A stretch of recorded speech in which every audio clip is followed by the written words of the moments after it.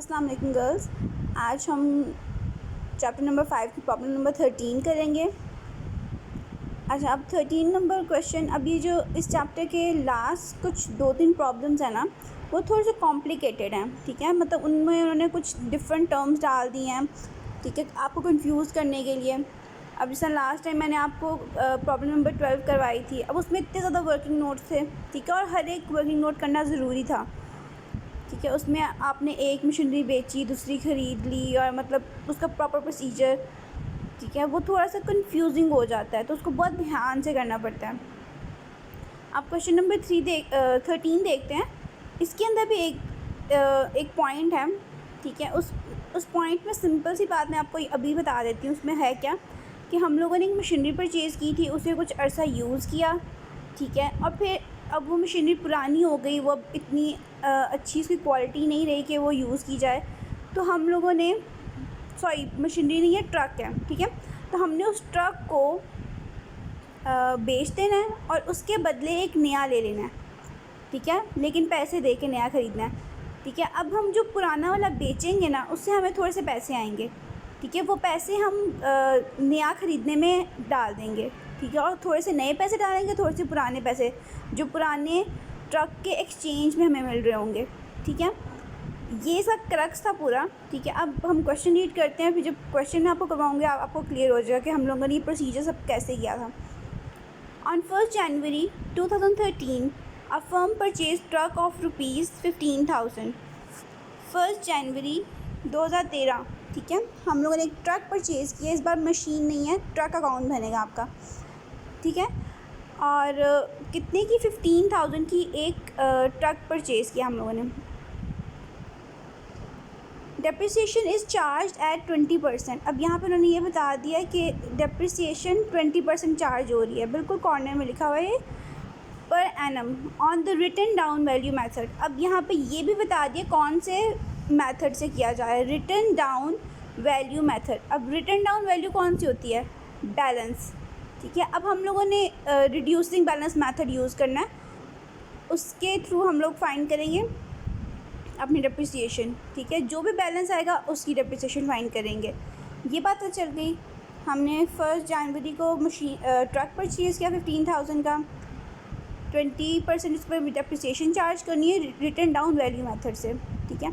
अच्छा, अब आप लोगों ने लास्ट क्वेश्चन और इस क्वेश्चन में नोट किया होगा कि उन्होंने बहुत डिफरेंट नेम दिए हैं।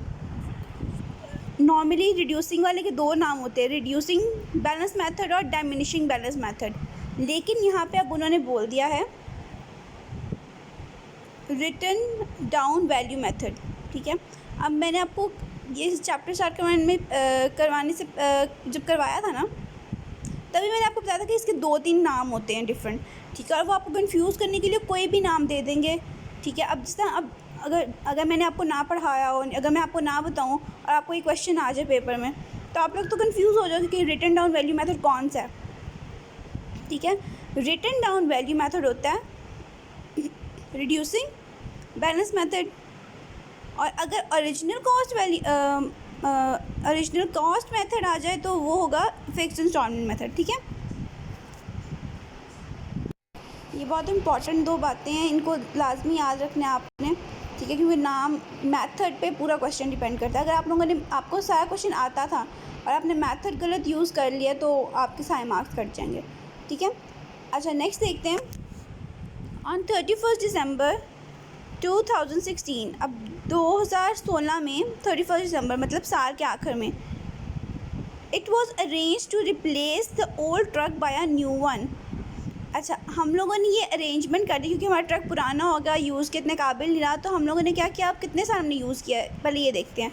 2013 में ख़रीदा था, ठीक है, 13, 14, 15, 16 मतलब 4 साल हमने ट्रक को यूज़ किया है, और अब ट्रक की वैल्यू इतनी अच्छी नहीं रही, उसकी हालत इतनी अच्छी नहीं है, तो हम क्या कर रहे हैं, पुराना ट्रक देकर नया ट्रक ले रहे हैं, ठीक है,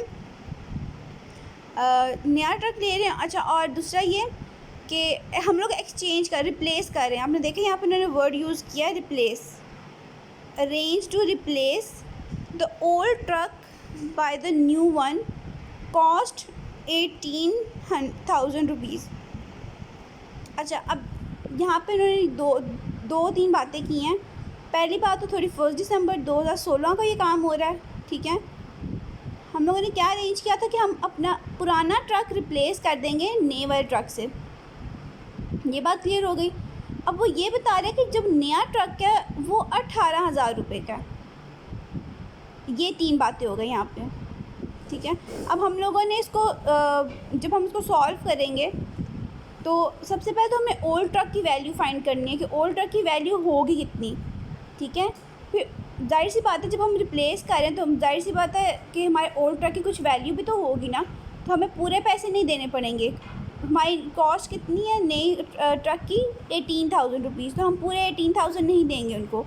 हमारी जो ओल्ड ट्रक की वैल्यू होगी ना उसको इसमें से माइनस करेंगे और जो पैसे पीछे बचेंगे वो हम अपने जिसे हम ख़रीद रहे हैं उसको पे करेंगे।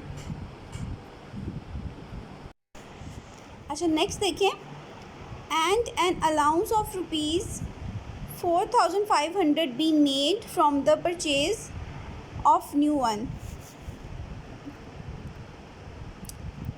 अच्छा अब मैं बताती हूँ।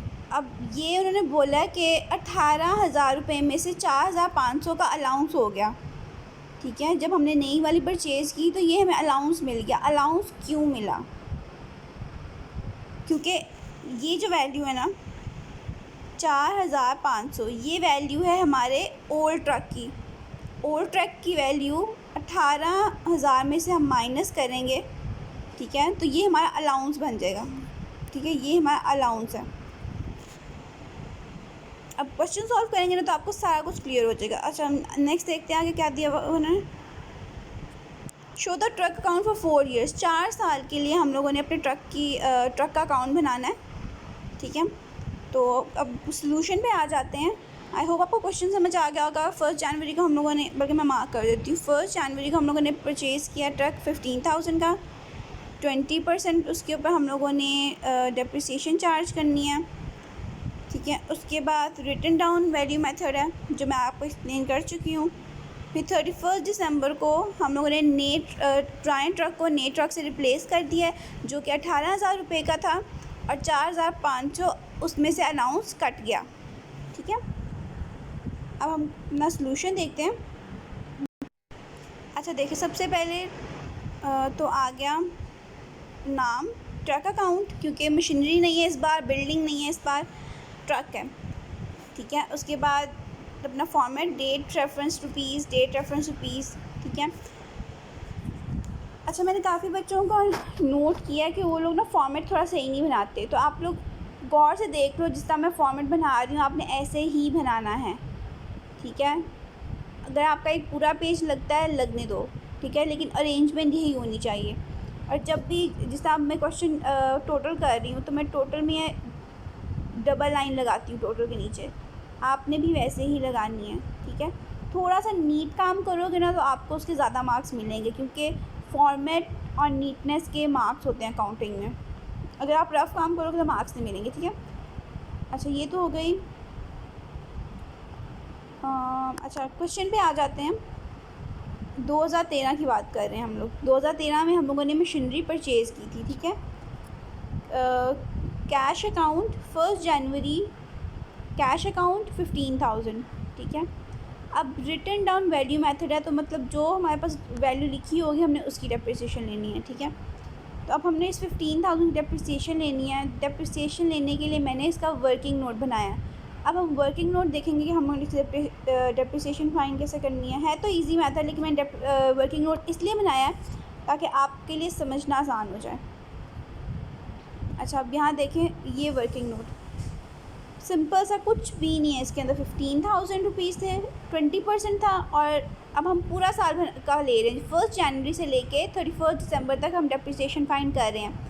तो 12/12 पूरा साल हमने उसको यूज़ किया, ठीक है। और इसका आंसर आ जाएगा हमारे पास 3,000 रुपीज़, ठीक है। ये हमारी डेप्रिसिएशन है। मुश्किल नहीं था, लेकिन मैंने वर्किंग नोट इसलिए किया ताकि आप लोगों को पता हो कि हमें वर्किंग नोट बनाना लाजमी है, ठीक है, क्योंकि वर्किंग नोट के मार्क्स होते हैं। अगर आप ऐसे ही क्वेश्चन सॉल्व कर दोगे तो तब भी शायद आपको मार्क्स मिल जाएंगे, लेकिन आई थिंक 1-2 मार्क्स कट जाएंगे। लेकिन जो बच्चा वर्किंग नोट्स के साथ प्रॉपर क्वेश्चन सॉल्व करता है, ठीक है, तो एक तो एग्जामिनर पे बहुत अच्छा इंप्रेशन पड़ता है, कि बच्चे को सारा काम आता है, इसको प्रोसीजर पता है कि कैसे करना है क्वेश्चन सॉल्व, ठीक है, तो उसके फुल मार्क्स आने के बहुत ज़्यादा चांसेस होते हैं। अच्छा, अब हम देखते हैं, अब ये वैल्यू हम क्वेश्चन में पुट करते हैं। अब यहाँ पे मैंने लिख दी है वैल्यू 31 दिसंबर डेप्रिसिएशन अकाउंट 3000 रुपीज़, ठीक है। अब हम टोटल कर लेंगे 15,000, 15 में से ये 3000 माइनस करेंगे, पीछे हमारे पास बच जाएंगे 12,000 जो कि है हमारा बैलेंस कैरी डाउन, ठीक है। और उसके बाद इन दोनों को ऐड कर देंगे तो हमारे पास आंसर आ जाएगा 15,000। तो दोनों साइड्स इक्वल हो गई। अब हम नेक्स्ट ये देखते हैं, यही बैलेंस नेक्स्ट ईयर ट्रांसफ़र हो जाएगा 2014 1 जनवरी बैलेंस ब्रॉट डाउन 12,000 रुपीज़। अच्छा, अब इस 12,000 रुपीज़ का अब हमने इसकी डेप्रिसिएशन लेनी है। अब देखो, अगर फिक्स्ड इंस्टॉलमेंट मेथड होता तो हम लोग 15,000 की डेप्रिसिएशन लेते, लेकिन अभी है रिटन डाउन वैल्यू मेथड, मतलब रिड्यूसिंग बैलेंस मेथड या डायमिनिशिंग बैलेंस मेथड। तो हम लोग इसकी डेप्रिसिएशन लेंगे। अब डेप्रिसिएशन लेनी कैसे हम लोगों ने, इसका भी मैंने वर्किंग नोट किया हुआ है, आपको दिखाती हूँ मैं। अब ये देखें, ये वाला वर्किंग नोट नंबर 2। अब आप देख रहे हो कि मैंने वर्किंग नोट जितने भी किए हैं सबके साथ नंबरिंग की है, ठीक है। जितने ज़्यादा वर्किंग नोट होंगे ना, उतने ज़्यादा चांसेस होंगे कि एग्ज़ामिनर इम्प्रेस होगा कि इस बच्चे को पता है कैसे क्वेश्चन करना है। हर एक वर्किंग नोट अलग अलग से किया है। अलग अलग करने का मकसद ये है क्योंकि डेप्रिसिएशन हम हर बार अलग अलग साल की फाइंड कर रहे हैं, तो उसका हर एक वर्किंग नोट अलग होना चाहिए। अच्छा, यहाँ पे आ जाते हैं 12,000 20%, और अभी भी हमने पूरा साल यूज़ किया, तो मतलब 12/12, ठीक है। अगर आप ये 12/12 ना भी लिखना चाहो ना, तो आपका आंसर फिर भी यही आएगा, ठीक है। लेकिन मैं 12/12 इसलिए लिख देती हूँ ताकि कभी कभी ऐसा आता है ना, कोई क्वेश्चन ऐसा आ जाता है जिसमें आपको मंथ्स के साथ करना होता है, तो फिर बच्चे कंफ्यूज हो जाते हैं कि जिनके साथ मंथ्स नहीं लिख रहे तो उनके साथ क्यों नहीं लिख रहे। जिनके साथ मंथ्स नहीं लिख रहे होते उसका मतलब ये होता है कि हम पूरे साल का ले रहे हैं। तो 12/12 भी लिख दें तो हमारे क्वेश्चन पे कोई मतलब आंसर हमारा गलत नहीं आएगा, ठीक है। अच्छा, हमारा ये आंसर आ गया। अब हम क्वेश्चन देखते हैं। अच्छा, क्वेश्चन में हमने डेप्रिसिएशन पुट कर दी 2400 रुपीज़, ठीक है। अब हम लोगों ने 12,000 में से इस 2400 को माइनस करना है। इसको माइनस करने के बाद हमारे पास आंसर आ जाएगा 9,600 जो कि है हमारा बैलेंस कैरी डाउन, ठीक है। ये सब करने के बाद हम इन दोनों अमाउंट्स को ऐड कर देंगे तो हमारे पास आंसर आ जाएगा 12,000। दोनों साइड्स इक्वल हो गई। अच्छा, अब हम नेक्स्ट ईयर पे चले जाते हैं। नेक्स्ट ईयर बैलेंस ट्रांसफ़र हो गया 9,600 2015 1 जनवरी बैलेंस ब्रॉट डाउन 9,600, ठीक है। यहाँ तक ये काम हो गया। अब हम लोगों ने इस वैल्यू की डेप्रिसिएशन लेनी है 9,600, ठीक है। अब ये इसका प्रोसीजर होगा। डेप्रिसिएशन लेनी कैसे वो देखते हैं। वर्किंग नोट नंबर 3 9,600 20% 12/12, क्योंकि अभी पूरे साल के ले रहे हैं। इसको सॉल्व करेंगे तो हमारे पास आंसर आ जाएगा 1,920, ठीक है। ये हो गई इसकी डेप्रिसिएशन।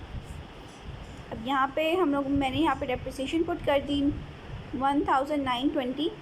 9,600 में से मैं इसको माइनस करूँगी तो मेरे पास आंसर आ जाएगा 7,680 रुपीज़, ठीक है।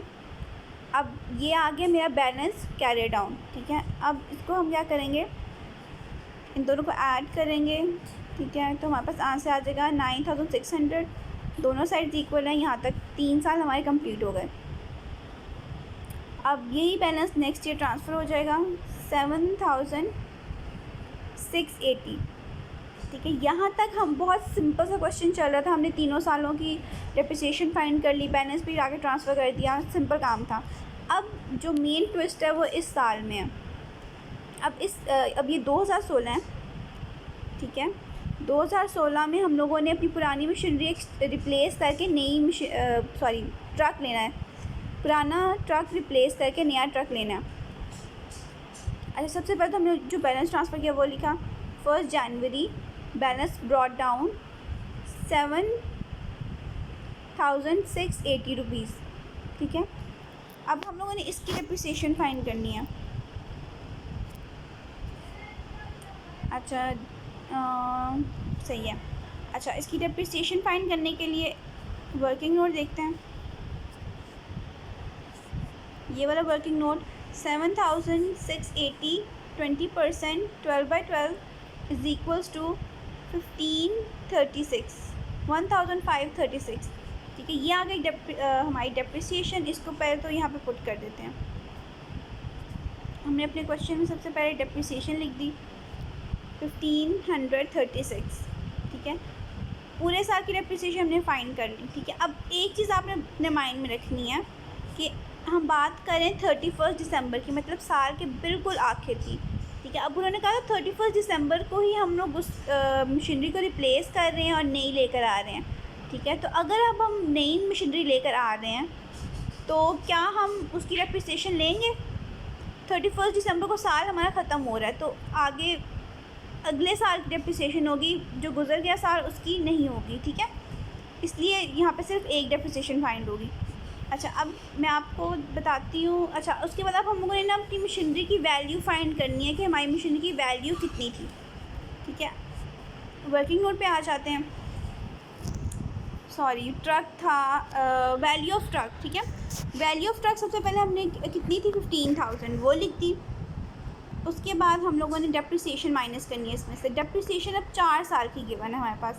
2013 3,000 यहाँ से लिया, 2014 2400, 2015 1920, 2016 जो अभी हमने निकाली थी 1536।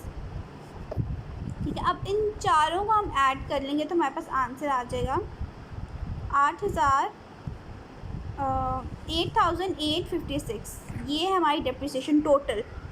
ठीक है, जो हमने माइनस करनी है। तो हम 15,000 में से इसको माइनस करेंगे तो हमारे पास आंसर आ जाएगा 6,144।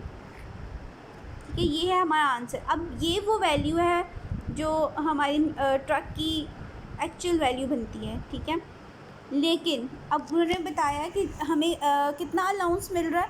जब हम अपनी मशीन ट्रक को एक्सचेंज कर रहे हैं तो हमें अलाउंस कितना मिल रहा है, 4,500 रुपये का। मतलब कि हमारी मशीनरी अगर हम मार्केट में बेचने जाएं तो उसकी वैल्यू कितनी होगी, 4,500। तो हम इस 6,000 में से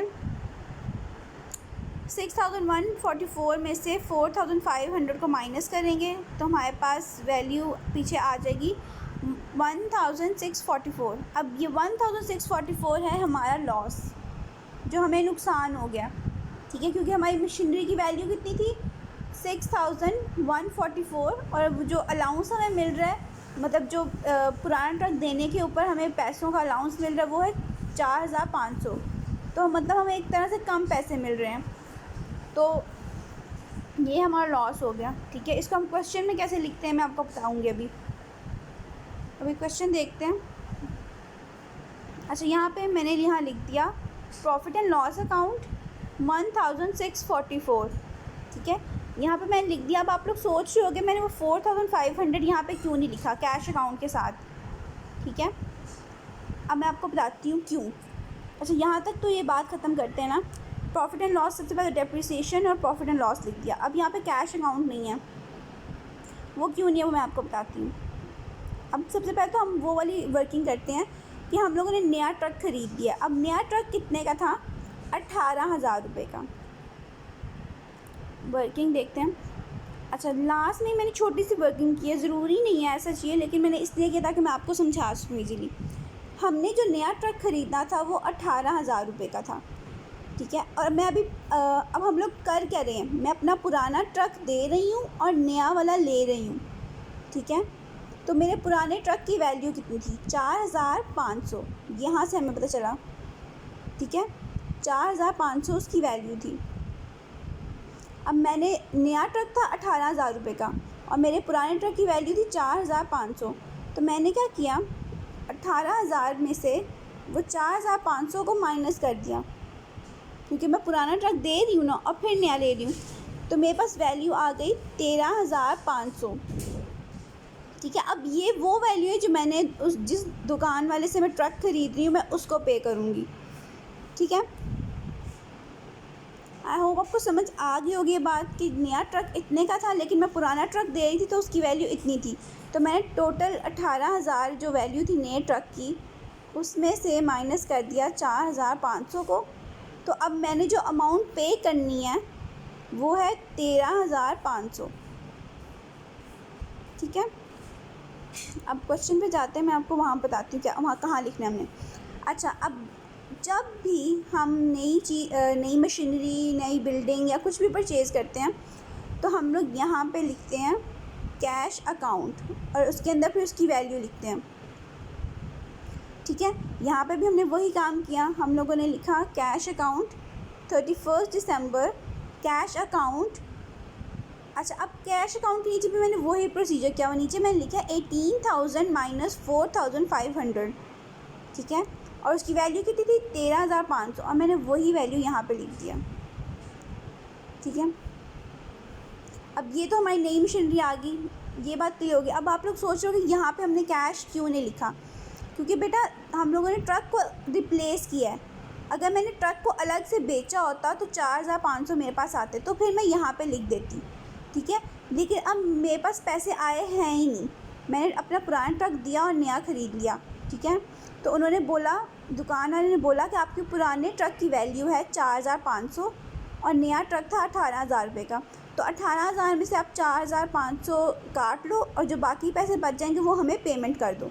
ठीक है, जो बाकी पैसे बचे वो थे 13,500, तो ये हमने पेमेंट कर दी और हमारे पास नया ट्रक आ गया। अच्छा, अब हम लोगों ने करना है दोनों साइड्स का टोटल। सबसे पहले तो इन दोनों का टोटल किया तो हमारे पास आंसर आ गया 21,180। ठीक है, अब हम लोगों ने इस टोटल में से इन दो वैल्यूज़ को माइनस कर दिया, अप्रिसिएशन और प्रॉफिट एंड लॉस को। ठीक है, वो माइनस करने के बाद हमारे पास वैल्यू आ गई 18,000 रुपीज़। ठीक है, अब 18,000 आ गई। अब हमने इन तीनों वैल्यूज़ को ऐड किया तो हमारे पास जो आंसर आएगा वो है 21,180। मतलब दोनों साइड इक्वल है, मतलब हमारा क्वेश्चन बिल्कुल सही है। ठीक है, आई होप आपको ये ट्रक वाला, क्योंकि स्टार्टिंग का फर्स्ट 3 जो ईयर्स थे वो बिल्कुल सिंपल थे, कुछ भी ट्रिकी नहीं था, सिंपल डेप्रिसिएशन फाइंड करो और बैलेंस आगे ट्रांसफ़र कर दो। ठीक है, लेकिन इस पार्ट में सारी कहानी थी। ठीक है, इसी में हम लोग पुरानी मशीनरी दे रहे हैं और नई मशीनरी ले रहे हैं। ठीक है, और उसकी जो मेन कंफ्यूजिंग पॉइंट है वो सिर्फ ये वाला है। आई होप समझ आ गया होगा। अगर स्टिल समझ ना आए या कोई प्रॉब्लम हो आप लोग मेरे से पूछ सकते हो। ठीक है।